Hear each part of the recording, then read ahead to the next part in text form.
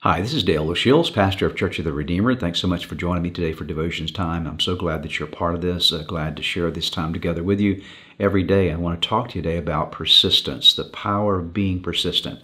You know, Vince Lombardi was quoted as saying, winners never quit and quitters never win. How true that is in many ways. While there's certainly appropriate times to quit something, it's also important to learn the power of persistence and perseverance. There's a tremendous story in the Bible. It's found in 2 Kings chapter 5. It's a story of a man by the name of Naaman.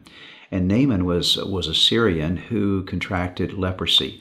And he found out about a prophet in Israel that could help him. And he goes to this prophet and he asks the prophet for instructions. And Elisha gives him some instructions about what he's to do. He's to go to the Jordan River and to dip himself 7 times.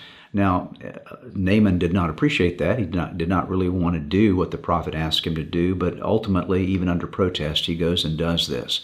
But what I want you to see is this. The prophet said you need to dip yourself 7 times. What that means is this. On the first 6 times, nothing seemed to change. It was only on the 7th time that healing happened. It was in that final dip, that 7th dip, that persistency of continuing to do what he'd been told to do, that the deliverance, the healing came for him.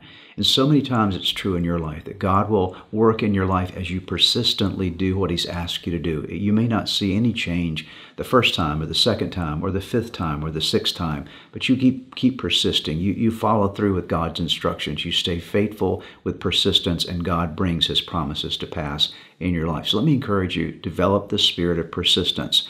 Many of the promises of God are only obtained when we are faithful, when we're persistent, when we are persevering in nature.